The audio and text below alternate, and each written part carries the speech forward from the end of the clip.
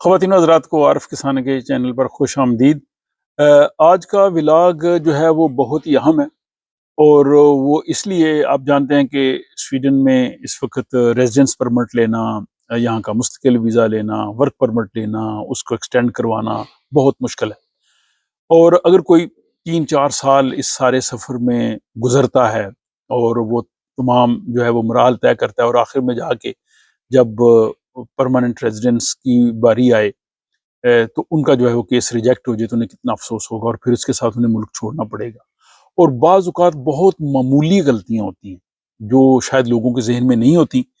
اور ان معمولی غلطیوں کی وجہ سے ان کا کیس ریفیوز ہو جاتا ہے۔ تو اس ولاگ کا مقصد یہی ہے کہ وہ چھوٹی چھوٹی باتیں جو آپ کے ریزیڈنس پرمٹ کی درخواست کو ریجیکٹ کر سکتی ہیں، آپ کا جو ورک پرمٹ ہے اس کی ایکسٹینشن میں پرابلم کر سکتی ہیں، یا ورک پرمٹ کے بعد جب آپ مستقل ویزے کے لیے درخواست دیں اور وہ آپ کا ریجیکٹ ہو جائے تو اس سے آپ لوگ بچ سکیں۔ اور یہ مختلف جو صورتحال یہاں پہ سامنے آتی ہے ان کی روشنی میں آپ کی خدمت میں یہ گزارشات پیش کرتا ہوں۔ اور اس میں ایک صورتحال یہ ہے کہ یہاں پہ ایک نوجوان 2020 میں یہاں پہ آئے، جنوبی ایشیا سے ان کا تعلق تھا، اور یہاں پہ انہوں نے کام شروع کیا، اور انہوں نے ایسے ہی کیا کہ ان کے اپنے کزن تھے، اپنے کزن کے پاس جو ہے وہ انہوں نے کام شروع کر دیا، اور اس کے بعد انہوں نے جو ہے وہ ورک پرمٹ لیا۔ لیکن اس میں 3-4 ایسی وہ چھوٹی ان سے مسٹیکس ہو گئیں کہ جن کی وجہ سے ان کا جو ہے وہ ورک پرمٹ 4 سال بعد کینسل ہو گیا، اور پھر انہیں کہا جی کہ آپ جو ہے وہ ملک چھوڑ دیں۔ تو یہ ایک بڑا ہی ان کے لیے المیہ تھا، اور اس میں جو معمولی ان سے جو غلطیاں ہوئیں وہ ایسی تھیں کہ جن سے بچا جا سکتا تھا۔ یہ ایک شخص کی کہانی ہے کہ جو سویڈن میں بہتر مستقبل کے لیے آیا، اور یہاں آ کے اس کو ورک پرمٹ بھی ملا، اس کو کام کی اجازت مل گئی، اس نے کام شروع کر دیا، لیکن چند سال کے بعد اس کا ورک پرمٹ مسترد ہو گیا، اور اس کو جو ہے وہ سویڈن سے جانے کا حکم ملا۔ اب یہاں پہ کئی سوالات جو ہے وہ سامنے آتے ہیں کہ اس کے بینک اکاؤنٹ میں جو ہے وہ جو پیسے ٹرانسفر ہوئے کیا اس کے اپنے تھے یا کسی اور کے تھے،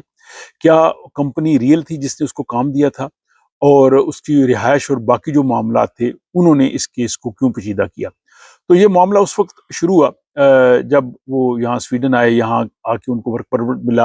اور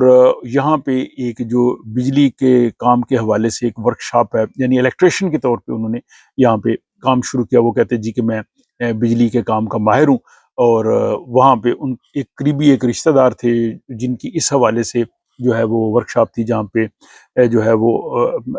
الیکٹرک جو مشینیں وغیرہ ہوتی ہیں ان کو ٹھیک کرنا، اور اس میں باقی جو بجلی سے متعلقہ کام ہے وہ کرتے تھے، اور اس کی بنیاد پہ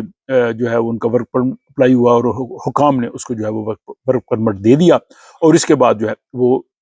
کام کرتے رہے۔ لیکن چند سال کے بعد جب انہوں نے اس ورک پرمٹ کی ایکسٹینشن کے لیے اور پی آر کے لیے، پرماننٹ ریزیڈنس کے لیے جب درخواست دی، تو پھر جو ہے وہ مائیگریشن ایجنسی کے حکام نے اس کی پوری فائل دیکھی۔ یعنی جب آپ پی آر کے لیے اپلائی کرتے ہیں تو اس وقت ایک مرتبہ پھر ساری چیز دیکھتے ہیں۔ جب انہوں نے وہ ساری چیزیں دیکھی تو ان نے بہت سی چیزیں جو ہیں انہوں نے سوالیہ نشان لگائے، مثلا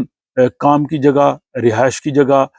کمپنی کی سرگرمیاں، اس شخص کا جو بینک ریکارڈ ہے، وہ سویڈن وہ جب وہ آئے تھے وہ کیسے آئے تھے، یہ وہ ساری چیزیں جو ہیں انہوں نے دیکھی۔ پہلے انہوں نے دیکھا کہ اس شخص کی جو ورکشاپ ہے وہ بھی ایک اپارٹمنٹ میں ہے، اور اس کی رہائش بھی وہیں پہ ہے۔ تو انہوں نے یہ سوال اٹھایا کہ یہ کیسے ہو سکتا ہے کہ ایک بجلی کے کام کی ورکشاپ وہیں پہ ہے اور وہ شخص کی رہائش بھی وہیں پہ ہے۔ تو انہوں نے کہا جی کہ میں وہیں اسی ورکشاپ میں سوتا ہوں، لیکن مائیگریشن ایجنسی نے کہا کہ یہ جو ہے وہ قابل قبول نہیں ہے کہ جس ورکشاپ میں تم کام کر رہے ہو وہیں پہ تم جو ہے وہ رہتے ہو، تو رہائش اور کام کا ایڈریس ایک نہیں ہو سکتا۔ تو بتانے کا مطلب یہ ہے کہ آپ لوگ بھی اگر اس طرح کی کسی سچویشن یا کسی شخص کے بارے میں جانتے تو انہیں ضرور یہ آگاہ کیجئے کہ اپنی رہائش اور اپنی کام کا ایڈریس مختلف رکھے۔ اگر ایک رکھے گے تو اس کیس کی طرح ان کے لیے بھی مسئلہ پیش آ جائے گا۔ دوسری جو مائیگریشن ایجنسی نے اس کے کیس میں دیکھی کہ جب وہ سویڈن آئے تھے تو انہوں نے اپنے کاغذات میں جو اپنا پیشہ لکھا تھا وہ لکھا تھا کہ وہ کک ہیں، وہ جو ہے وہ اچھے ریسٹورنٹ میں کام کرنے کا تجربہ رکھتے ہیں۔ لیکن جب انہوں نے ورک پرمٹ کی اپلیکیشن دی تو انہوں نے کہا جی کہ میں الیکٹریشین ہوں۔ تو یہاں انہوں نے اپنا پروفیشن جو ہے وہ چینج کر لیا۔ اب حکام کو یہ شک ہوا کہ ایک شخص جو کوک کے بتا کے سویڈن آتا ہے، اچانک جو ہے وہ الیکٹریشین کیسے بن جاتا ہے؟ اگر اس نے الیکٹریشین بنا ہے تو کیا سویڈن سے اس نے کوئی سرٹیفکیٹ لیا ہے، یہاں تعلیم لی ہے؟ اگر کوئی تعلیم نہیں لی، کوئی سرٹیفکیٹ نہیں لیا، تو وہ کوک سے الیکٹریشین کیسے بن گیا؟ اور اس کے بعد جو تیسری انہوں نے اس چیز پہ اعتراض اٹھایا کہ اس کے جو اکاؤنٹ میں بڑی بڑی ٹرانزیکشنز ہوئی ہیں، اور وہ ٹرانزیکشن جو اس کا جو رشتہ دار ہے، اس کی جو کمپنی تھی، اس کو اس نے ٹرانزیکشنز کی ہیں۔ تو انہوں نے کہا کہ اس کا مطلب یہ ہے کہ وہ اس سے تنخواہ لے رہا تھا، لیکن بعد میں وہ تنخواہ اس کو واپس کر رہا تھا تاکہ پیپروں میں اس کی تنخواہ پوری آئے، لیکن حقیقی طور پہ اس کو تنخواہ جو ہے وہ کم مل رہی تھی۔ تو اس میں جو وہ واپس کرتا تھا اس کو، وہ جو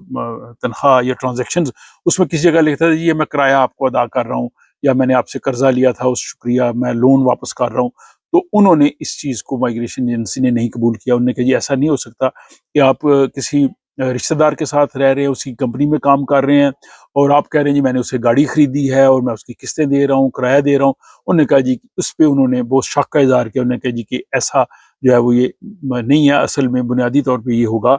کہ وہ ان کو پیسے واپس کر رہا تھا تاکہ پیپروں میں اس کی تنخواہ پوری ہو جائے۔ یہ تمام چیزیں دیکھنے کے بعد انہوں نے اس کی جو ہے وہ ورک پرمٹ کی اپلیکیشن جو ہے وہ مسترد کر دی، اس کی جو پرماننٹ ریزیڈنس کی جو ہے اپلیکیشن مسترد کر دی۔ انہوں نے کہا جی کہ وہ 4 ہفتے کے اندر اندر سویڈن کو چھوڑ دیں۔ عمومی طور پہ یہی ہوتا ہے، اور اس میں یہ کہتا ہے کہ اگر آپ رضاکارانہ طور پہ سویڈن نہیں چھوڑیں گے تو پھر آپ کے دوبارہ سویڈن آنے پہ پابندی لگ جاتی ہے۔ تو یہاں یہ بھی ہے کہ اگر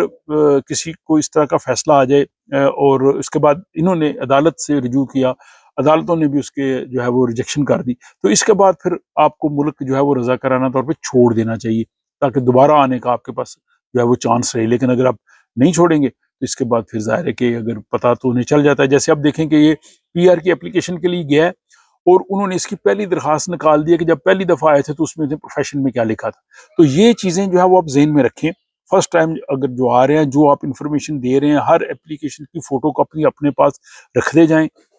رہائش کا اور کام کا ایڈریس الگ رکھیں، اپنا جو بینک اکاؤنٹ ہے اس کو جو ہے ٹرانسپیرنٹ رکھیں، اس میں جو ٹرانزیکشنز ہیں آنے جانے کی ان کا آپ دھیان رکھیں، اور کن لوگوں کو آپ بھیج رہے ہیں۔ اگر آپ فیملی کو بھیج رہے ہیں وہ تو ایک ٹھیک ہے، لیکن اگر یہاں کسی شخص کے ساتھ لینا دینا پیسے بہت زیادہ ہو رہے ہیں تو یہ پرابلمس بن جاتی ہیں۔ اور باقی جو اس سے جڑی اہم چیزیں ہیں ان کا بھی میں سمجھتا ہوں کہ بہت سے لوگوں کو یہ ولاگ دیکھ کے فائدہ ہوگا، کیونکہ سویڈن میں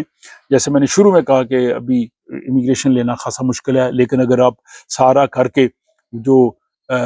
4 سال کا سفر، جیسے وہ لوڈو کی گیم ہوتی تھی، تو ہم کھیلتے کھیلتے جب 99 پہ جائیں اور سانپ لڑے اور آپ 5 پہ آ جائیں تو بڑا دکھ ہوتا ہے۔ تو یہ بھی ایسے ہی ہے۔ تو ولاگ بنانے کا مقصد یہی تھا کہ آپ لوگ جو ہے ان چیزوں سے اویئر ہوں، اور اگر آپ سمجھتے ہیں کہ یہ دوسرے لوگوں کے بھی کام آ سکتا ہے، ان کو بھی یہ انفارمیشن مل سکتی ہے، تو اس ولاگ کو پلیز اپنے دوست احباب کے ساتھ ضرور شیئر کیجیے۔ اپنی رائے مشورہ یا آپ کے پاس بھی کوئی ایسی اچھی کوئی گور یا ٹپس ہو تو وہ بھی کمنٹ باکس میں آپ لکھ سکتے ہیں تاکہ دوسرے لوگ اس سے فائدہ اٹھائیں۔ اپنا خیال رکھیے گا، آپ سے ملاقات ہوتی ہے کسی اگلے ولاگ۔